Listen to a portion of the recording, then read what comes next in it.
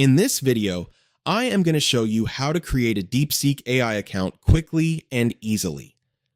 Let's get started. First, open the DeepSeek website on your device. You'll land on the login page where you have a few options. At the bottom, you can quickly sign up using your Google account or Apple ID. Just tap one of those options and connect your account. If you prefer not to use those, tap on the sign up option.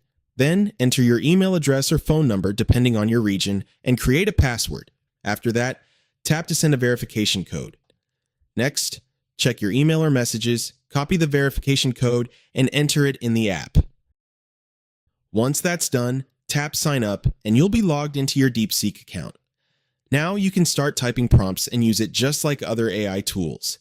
If you want to support our channel, feel free to use our affiliate link in the description below. Thanks for watching, and I will see you in my next video.